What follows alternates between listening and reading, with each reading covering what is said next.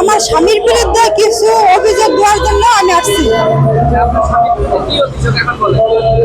উনি আমাকে বিয়ে করছে আরো 2 বছর আগে, তাই ওনার সাথে আমার সাথে সারা কামটা হয়ে যায় গেছে 3-4 বার, কিন্তু হাতে পা ধরে কান্নাকাটি করে না, ওকে আমি মাফ করে দিছি অনেকবার। পরে এইবার আপনার জুন মাসের 25 তারিখে আমাকে আবার সৌদি আরব নিয়ে গেছে। আর মা হলো গাজিয়া, সৌদি আরব নিয়ে গেছে। সৌদি আরব নিয়ে যাওয়ার পরে আমার একটা রুমের মধ্যে আটকাইছে। 2টা রুম, একটা রুমে একটা খারাপ একটা মেয়ে থাকে, সেই পাশের রুমে ও আমাকে নিয়ে আটকাইছে। আটকানোর পরে শুক্রবার দিন রাত আপনার ওই সৌদি আরব টাইম 11টার সময় ও আমার বিক্রি করে দেওয়ার জন্য ট্যাক্সিতে উঠাইছে। ও নিজের ট্যাক্সিতে উঠাইয়া মেলা সময় ঘুরাইছে। পরে আর বনাইয়ে ফোন দিয়ে আনছে, তার নাম হলো শামীম কেজি।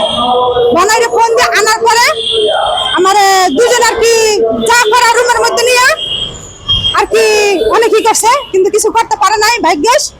তারপরে আমি ওকে কিছু বলি নাই, আমি চুপচাপ নীরবতা পালন করছি। তোরা যা করবার আমার কর। আমি নীরবতা পালন করার পর ও যখন বাসা থেকে বেরোয় গেছে তখন আমি আর কি চলে আসি। এর মাঝে হইলো ও আমার বলে, তোরে সৌদির কাছে বেচা লবো, তোরে ইউনিয়নের কাছে বেচা লবো, 20 লাখ টাকা বেচা লবো, তারপর তোর পাকিস্তানের কাছে বেচা লবো।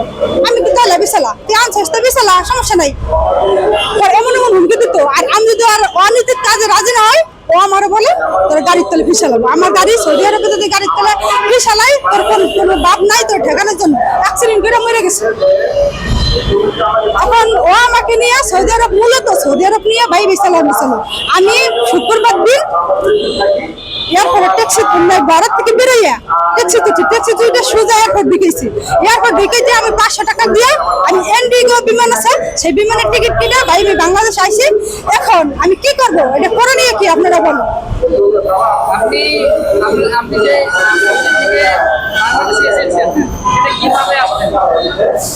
সেটা আমার কাছে টাকা ছিল, আমার কাছে গোপনে টাকা ছিল, ও জানে নাই। ও আমার পাসপোর্ট ভিসা সব নিয়ে হারিয়ে গেছিল।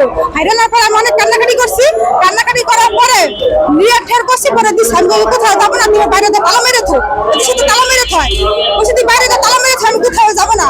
পরে ও হলো চাবি রাখছে, আমি আসতে চাবি নিয়ে তোরা গেটের সামনে রাস্তা তারা ট্যাক্সি তুলছি।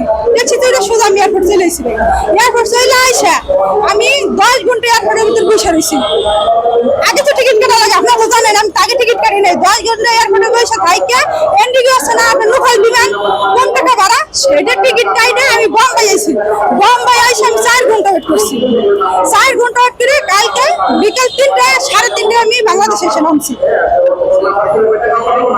আপনি যে ছবিতে গেছিলেন, নিয়ে গেছিলেন, আপনার স্বামী পরিবার ছাড়া আর কারোর সাথে পরিচয় ছিল কিনা সেই দেশে?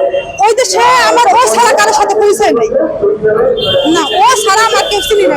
আপনার গ্রামের বাড়ি কোথায়? আমার গ্রামের বাড়ি রাজত থানা, মাদারীপুর জেলা। মাদারীপুর জেলা। ঢাকায় থাকে না গ্রামে থাকে? আমি গ্রামেই থাকি। শ্বশুরবাড়ি কোথায়? আমার শ্বশুর বাড়ি ভাঙার থানা, ফরিদপুর জেলা, হামিদি গ্রাম। হ্যাঁ, হামিদি গ্রাম। এই বিষয় নিয়ে আপনি এখন থানায় আমি এখন পর্যন্ত থানায় কোনো অভিযোগ করি নাই, ইভেন করতে যাব।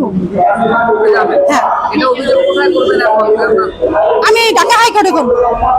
ঢাকা হাইকোর্টে মামলা হবে। এই যে আপনাকে যে পাচার করতে নিয়ে গেছে, এটা থানায় ভাই থানায়ও করবো, আমি ঢাকা হাইকোর্টে করবো। ও আমার মূলত খারাপ কাজ না করে আমার ছেলেরও মাইরে নেবে। আমার ছেলে আছে 2টা, আমার ছেলেরও মাইরে নেবে, আমারও মাইরে নেবে, ডাইরেক্ট আমার পুরো ফ্যামিলি মাইরে নেবে। ও আমার মামলা যেহেতু এখন অভিযোগ করেন নাই, হ্যাঁ, সেক্ষেত্রে এই মামলার পরিপ্রেক্ষিতে আপনি কি রায় চান? এখন দর্শক জনগণ যা রায় দিবে, যে একটা মেয়ের এইভাবে নিয়ে ব্ল্যাকমেল করে বা তার সাথে খারাপ অত্যাচার করে, এটা তো ঠিক না। আপনাদের তো এখন ডিভোর্স হয় নাই। না, ডিভোর্স হয় নাই। আপনি আমার স্বামীর বিচার চাচ্ছেন? হ্যাঁ, আমি আমার স্বামী বিশ্বাস করছি, কিন্তু বিয়ে কইরা একটা মেয়ের কেন প্রতারণার ফাঁদে ফেলায়? ও আমার ভাই দেখেন, ও আমার 2টা পেজ থেকে ভাইরাল করছে। সৌদি আরবে তো 2টা পেজ থেকে ভাইরাল